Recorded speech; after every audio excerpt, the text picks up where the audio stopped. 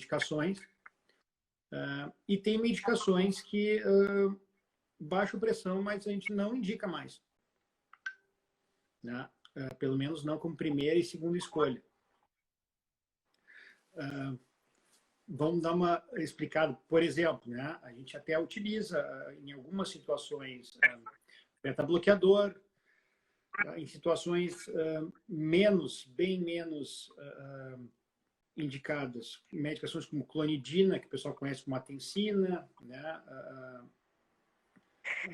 a metildopa, que é o antigo Aldomete, e que mesmo ainda se usa muito em gestantes. E aí, gostaria que tu explicasse para o pessoal por que, apesar de algumas poderem baixar do mesmo jeito, umas funcionam e outras não mostraram que melhor. A princípio, eu posso te dizer o seguinte, nem todas baixam do jeito. Tá? Isso a gente tem demonstração que a eficácia antihipertensiva não é sempre igual. Tá? A potência antihipertensiva dos fármacos, elas diferem. Tá? Por exemplo, no estudo ALREAT de 2003, né, os diuréticos foram um pouco melhores, não nada horrível, mas um pouco melhores que os bloqueadores do cálcio e o lisinopril, que é um inibidor da enzima de conversão, um pouco melhor em alguns desfechos secundários, basicamente porque eles baixaram mais a pressão sistólica, principalmente. Tá? Essa discussão de qual fármaco que deve ser tratado, ela foi uma alta discussão na década de 90 do século passado. Tá? Porque os primeiros ensaios clínicos que a gente teve com o tratamento farmacológico de hipertensão, eles começaram no fim da década de 60 do século passado. Tiveram grandes ensaios clínicos da década de 80 que testaram principalmente os diuréticos, os beta-bloqueadores. E ao longo da década de 80 e 90 surgiram o que eram chamados na ocasião de novos fármacos, que talvez com perfil metabólico melhor, potência antihipertensiva melhor, que poderiam ter vantagens, que eram os bloqueadores do cálcio, e nós temos alguns exemplos, e os inibidores da ECA, os inibidores dos receptores da angiotensina. Então, eles foram surgindo com opções preferenciais, vamos dizer assim. Os estudos do fim da década de 90, início de 2000, culminando com o ALREAT, mostraram muita equivalência das três principais classes antihipertensivas de tratamento de escolha inicial, que são os diuréticos tiazídicos, principalmente a clortalidona com poupador de potássio, com diurético poupador de potássio, amilorida, sempre de preferência utilizar assim. Os bloqueadores do cálcio, e a amlodipina apareceu como o fármaco bloqueador do cálcio mais testado. Os inibidores da enzima de conversão, enalapril, ramipril, captopril, tá? E os inibidores dos receptores da angiotensina, que também existem vários. Então, todas as diretrizes vão colocar que o tratamento inicial se baseia nessas quatro classes de fármacos antihipertensivos. Mas eu posso te dizer que, tanto em ensaios clínicos como na vida real, a regra é a associação de antihipertensivos. Então, nós podemos ter uma escolha inicial de antihipertensivo, mas a regra é que, ao longo do tempo, nós vamos ter associação. Então, nós vamos precisar lançar mão de associação dessas classes, que são a primeira opção. Então, nós podemos associar diuréticos com inibidores da ECA, bloqueadores do cálcio com inibidores da ECA, ou mesmo classes que não são preferencialmente, ou fármacos que não são preferencialmente escolhidos como primeira opção, diuréticos com beta-bloqueadores, principalmente em situações específicas, como pacientes com cardiopatia isquêmica, poderiam ser utilizados. 3 fármacos, a gente pode ter 4 fármacos, onde entram outros fármacos que já são segunda e terceira linha, como a clonidina, a hidralazina, espironolactona, porque a gente vai ter muito frequentemente associação de antihipertensivos com 2, 3, não infrequentemente 4 fármacos. Tá? E tem as situações de hipertensão resistente, que é aquilo que se estima que é uma pressão não controlada com 3 fármacos, entre eles o diurético, né, e que vai precisar de um 4º fármaco. Isso é uma situação que, mais ou menos, nos estudos em geral, gira em torno de 10 a 15% no máximo, então ela é real, que tu vai precisar mais que 3 fármacos. Então, se a gente pensar, tem espaço para tudo que é antihipertensivo, né? Nós vamos precisar lançar mão deles. E claro que a gente tem situações que são chamadas, em inglês, compelling indications, ou seja, indicações específicas para cada um dos antihipertensivos. Então, se tu tem pacientes com cardiopatia isquêmica, pós-evento cardiovascular, etc., os beta-bloqueadores tomam uma importância. Se tu tem pacientes com disfunção de VE, os inibidores da ECA tomam importância, vão ser priorizados na escolha das associações antihipertensivas. Né? Os diuréticos, eles muitas vezes são fármacos fundamentais para o controle hipersórico, sempre na busca da pressão ideal, preferencialmente abaixo de 130/80. Né?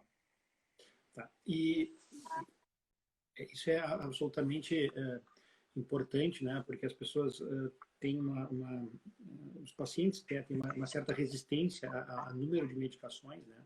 Mas a gente conversa que invariavelmente, mesmo que comece com uma medicação, tende a evoluir para tratamento de 2 a 3 drogas no futuro, né? Somente quando começa mais jovem.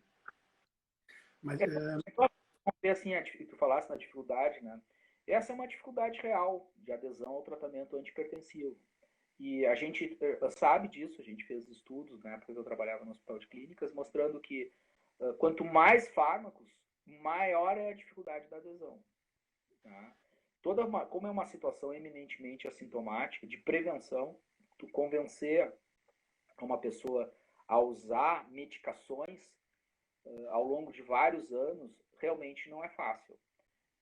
E a gente vê isso, os diversos estudos mostrando que o grau de controle pressórico está longe de ser ideal em diversas populações. Muitas vezes não chega a 40% de indivíduos com diagnóstico de hipertensão e com sua pressão realmente controlada. Então, essa é uma dificuldade real que a gente tem. Isso aumenta com o número de antihipertensivos que a gente usa. Mas a gente não deve esquecer também que, atualmente, a posologia dos antihipertensivos ela é muito facilitada. Não existe nenhum antihipertensivo que necessite ser tomado 3 vezes ao dia. Talvez a hidralazina, em algumas situações. Né? Então, grande parte deles são tomados 1 vez por dia, alguns são 2 vezes por dia. Né? Os par-efeitos deles são bem menores do que eram antes, os antihipertensivos, então isso facilitou, torna mais fácil o uso de antihipertensivos. Né? Miguel, qual a tua ideia em relação principalmente os pacientes que têm uma hipertensão que começa a ficar refratária, né? Mas tem alguns outros fatores do ponto de vista de comportamento, né? Parte comportamental relacionada ao exercício, né? A questão de dieta. E especificamente, né? A gente teve até uma coisa que às vezes vai para a imprensa em forma de polêmica, né? E aquilo entra e desaparece, né? Lei contra o sal, tal. Qual a importância que tu enxerga, assim, principalmente em pacientes que a gente percebe que não estão tendo uma boa resposta ao antihipertensivo, aparece refratária, né? Mas não tem essa colocação de comportamento de forma adequada, né? A questão de obesidade, exercício, e queria depois comentasse a questão do sal, porque o sal é um capítulo à parte aí. Bom, vamos começar pelo sal, tá? Pode ser? Porque o sal, ele é a gênese de tudo isso. Por que as pessoas aumentam a pressão arterial? Por que a nossa civilização aumenta a pressão arterial ao longo dos anos? E por que isso acontece? Isso acontece simplesmente porque o sódio e o sal, né, que foi ao longo dos anos da nossa civilização extremamente valorizado, né? Tanto é que eu e tu recebemos salários, né? Então foi valorizado para o gosto, foi moeda de troca e foi assim ao longo do tempo, e nós não fomos criados, vamos dizer assim, nosso organismo a ingerir essa quantidade de sódio, tá? Que está no sal, né? E está no sódio dos alimentos. Bom, para isso, para botar para fora todo esse excesso de sódio, nós temos os nossos rins, que tentam colocar para fora excesso de sódio, mas nem sempre eles conseguem. Eles não conseguem colocar isso. Né? Nós não fomos criados para isso.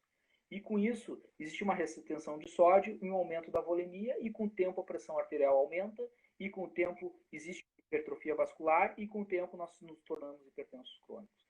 Então, o sal e o sódio são fundamentais na fisiopatologia da hipertensão.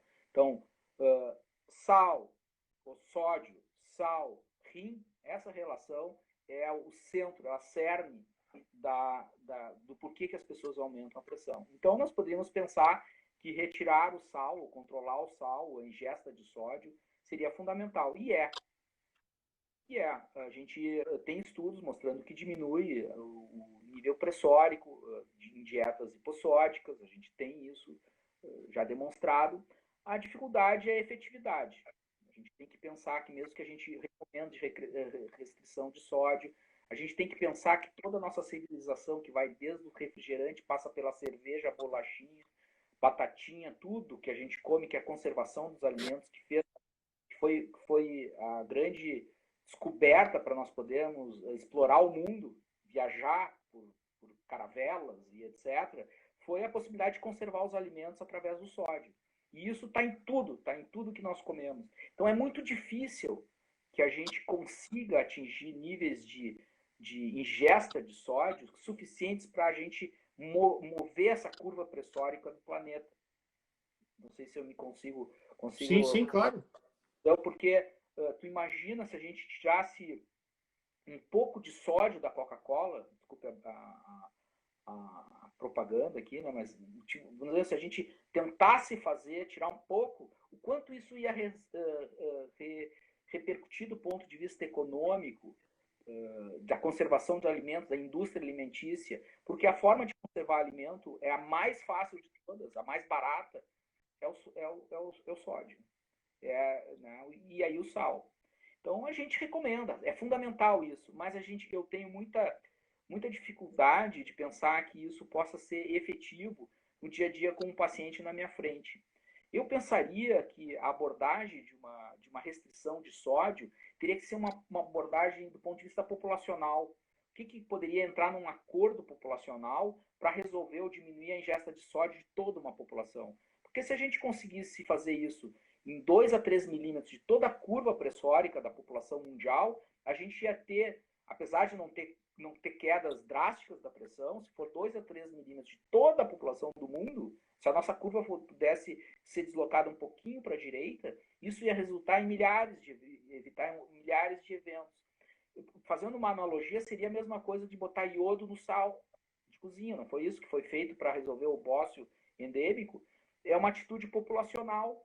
Teria que ter uma estratégia desse tipo. Mas ela é fundamental e todo mundo recomenda, e deve ser recomendada a restrição de sódio. Talvez a forma mais fácil de fazer isso é evitar, quanto mais possível, os alimentos conservados, se aproximar dos alimentos naturais, é uma forma que eu falo mais fácil para os pacientes. Né? Muitas pessoas comem fora, comem nos buffets, se alimentam fora. Como é que tu pode te comportar num buffet? Fast food, né? Né? Quanto mais tu te aproximar do que é natural, menos sódio tu vai ingerir. Né? E tu acrescentar sódio no máximo 2 colherinhas de pequenas, essas pequenininhas de chá, ao longo das 24 horas. Mas isso é uma medida não farmacológica que eu acho importante, mas sempre considerando que as medidas não farmacológicas sempre são difíceis de efetividade, de serem cumpridas para os indivíduos. Exercício e obesidade, eu acho que eles andam juntos. Eu acho que